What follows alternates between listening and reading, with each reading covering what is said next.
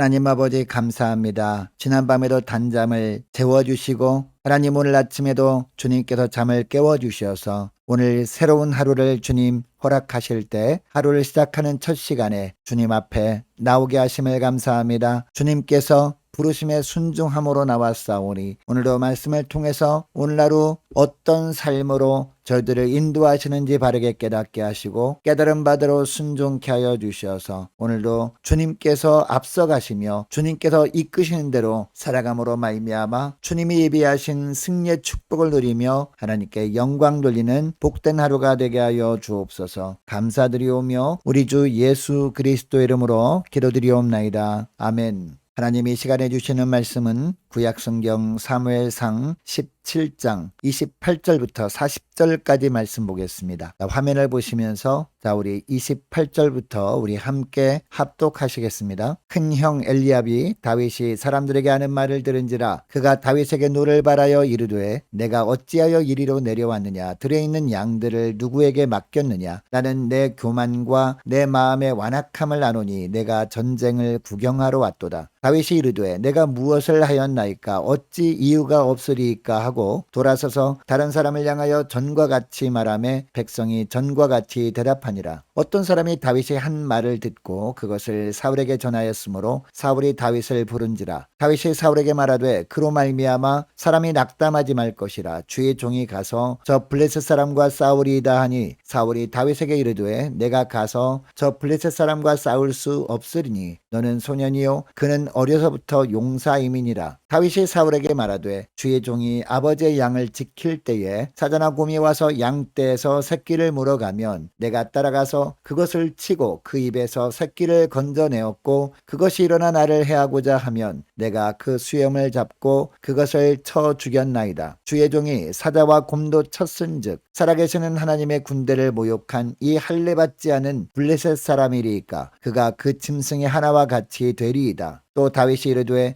여호와께서 나를 사자의 발톱과 곰의 발톱에서 건져내셨은즉 나를 이 블레셋 사람의 손에서도 건져내시리이다. 사울이 다윗에게 이르되 가라, 여호와께서 너와 함께 계시기를 원하노라. 이에 사울이 자기 군복을 다윗에게 입히고 노투구를 그의 머리에 씌우고 또 그에게 갑옷을 입히매 다윗이 칼을 군복 위에 차고는 익숙하지 못하므로 시험적으로 걸어보다가 사울에게 말하되 익숙하지 못하니 이것을 입고 가지 못하겠나이다 하고 곧 벗고 손에 막대기를 가지고 시내에서 매끄러운 돌 5을 골라서 자기 목자의 제구 곧 주머니에 넣고 손에 물매를 가지고 블레셋 사람에게로 나아가니라. 아멘. 여러분, 우리는 살아가면서 많은 사람들을 만납니다. 그런데 그 사람과 대화를 해보면 그 사람이 어떤 가치관을 가지고 살고 있는 사람인지 알 수 있습니다. 오늘 본문에 보면 다윗이 자기의 큰형인 엘리압과 그리고 사울 왕과 대화를 하는 장면이 나옵니다. 본문을 통해 대화를 나눈 내용을 보면 엘리압과 사울 그리고 다윗이 어떤 가치관을 가지고 살고 있는지 분명하게 나타납니다. 그리고 하나님께서 왜 다윗을 선택하실 수밖에 없으셨는지 그 이유를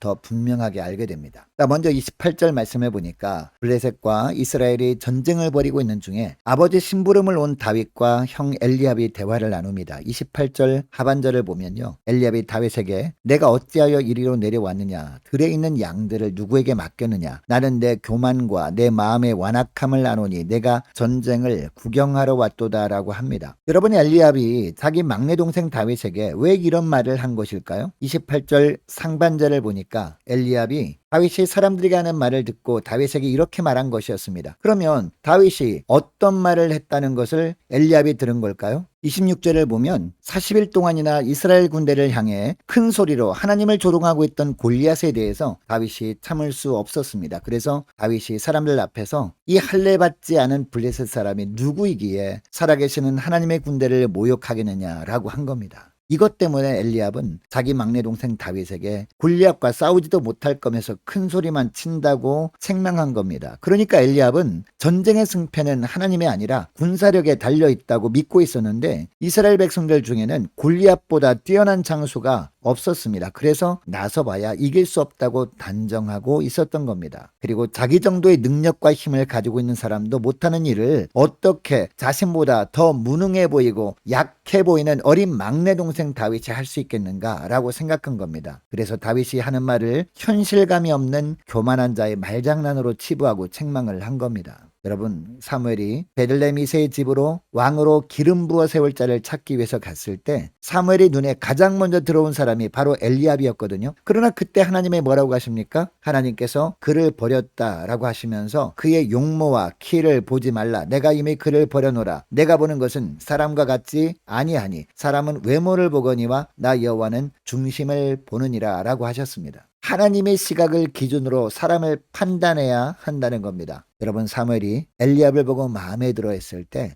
하나님께서 사무엘에게 이미 그를 버렸다고 하신 이유가 바로 이것 때문이었습니다. 사람을 겉모습을 보고 판단하고자 하는 엘리압도 하나님 보시기에는 기준 미달이었던 겁니다. 오히려 그가 무시하는 다윗을 하나님은 선택하시고 왕으로 기름 부으십니다. 이렇게 하심으로 말미암아 사람을 선택하는 하나님의 기준과 사람의 기준이 다를 수 있음을 보여주십니다. 여러분, 믿음은 주님의 시각으로 바라보는 겁니다. 주님께서 기준을 삼으시는 것을 기준으로 사람을 바라보고 그 사람을 세워주며 사는 것, 이것이 바로 믿음입니다. 여러분, 이것을 기억하고 오늘 기도할 때 주님, 저의 기준으로 판단하는 불신앙의 모습을 성령의 불로 태워주시고 철저하게 하나님의 시각으로 바라보는 믿음의 삶을 살게 하옵소서. 간절히 기도하는 이 새벽 될 수 있기를 축복합니다. 자, 계속해서 31절 말씀부터 보면 마침내 다윗의 소문을 사울 왕이 듣고 다윗을 부릅니다. 여러분, 그런데 32절부터 보니까 사울과 다윗의 대화가 시작됩니다. 32절을 보면 다윗이 사울 왕에게 먼저 안심시키는 말을 합니다. 그로 말미암아 사람이 낙담하지 말 것이라 주의 종이 가서 저 블레셋 사람과 싸우리다 라고 합니다. 여러분, 사실 전쟁터에서 앞장서서 싸워서 이겨서 백성들을 안심시켜야 할 사람이 누굽니까? 바로 사울 왕이었습니다. 그런데 32절 말씀을 보면 오히려 다윗이 자기가 나가 싸워서 이길 테니까 낙심하지 말라고 왕을 안심시키고 있습니다. 여러분, 이것을 통해서 하나님께서 우리에게 보여주시는 것이 있습니다. 물론 지금 이스라엘 왕은 사울이었지만 하나님이 세우신 진짜 왕은 다윗이었다는 겁니다. 하나님께서 사울을 버리시고 이제 다윗에게 기름 부어 왕을 세우신 진짜 이유가 여기서 나오는 겁니다.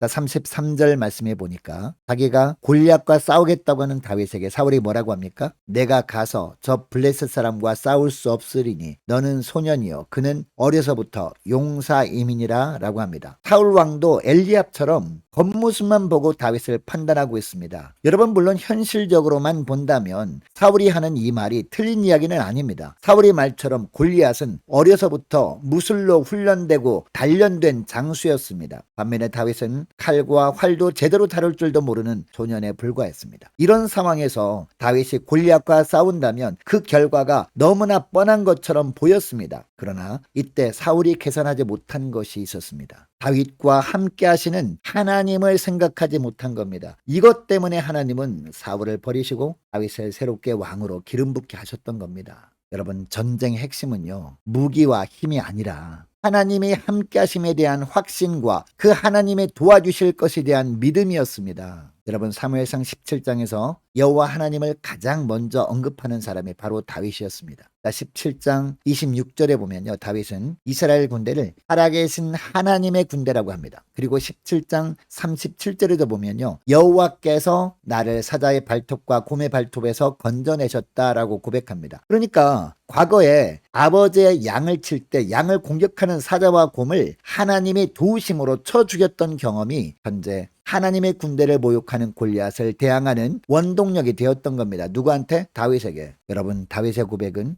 현실을 모르는 자의 고백이 아니었습니다. 자기에게 맡겨진 사명을 감당할 때 하나님만을 의지함으로 하나님의 능력을 체험하는 자만이 할 수 있는 고백이었습니다. 여러분, 다윗의 믿음은 저절로 생긴 것이 아니었습니다. 하나님이 아버지 이새를 통해 주신 양치기 사명을 감당할 때 사자와 곰과 싸우기까지 최선을 다하면서 체험된 것이었습니다. 여러분, 이것을 기억하시고 겉으로 드러나는 모습이 아니라 하나님께서 기준으로 삼으시는 것을 기준으로 사람들을 대하며 세워주며 사는 여러분 되시기를 바랍니다. 뿐만 아니라 아무리 열악한 환경이라도 현실만 보면서 낙심하기보다 하나님의 함께 하심에 대한 확신과 그 하나님의 도와주실 것에 대한 믿음으로 승리하는 복된 하루가 되시기를 주의 이름으로 축복합니다. 오늘 말씀을 기억하고 우리 함께 기도하기를 원하는 것은요, 이렇게 기도했으면 좋겠습니다. 하나님, 겉으로 드러나는 모습이 아니라 하나님께서 기준으로 삼으시는 것을 기준으로 사람들을 대하고 세워주며 살게 하옵소서. 하나님, 전쟁의 승패는 전투력에 있는 것이 아니라 하나님께 대한 믿음이 있느냐 없느냐에 달려있음을 믿고 아무리 어려운 상황에서도 하나님의 함께 하심을 확신하며 그 하나님의 능력을 덧입고 믿음으로 승리케 하옵소서. 간절히 기도하기를 원합니다.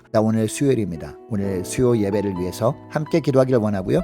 주일학교 중고등부 청년부 여름 행사를 위해서 함께 기도하기를 원합니다. 각 구역을 위해서 함께 기도하기를 원하고요. 많은 환우들을 위해서 기도해 주시기 바랍니다. 군복무 중인 이시훈 형제를 위해서 우리 함께 기도하기를 원하고, 우리 성사님들 가정을 위해서, 그리고 나라 민족을 위해서, 우리 교회 앞날을 위해서 저와 여러분이 가지고 나온 기도 제목을 놓고 우리 함께 기도하기를 원합니다. 기도하겠습니다.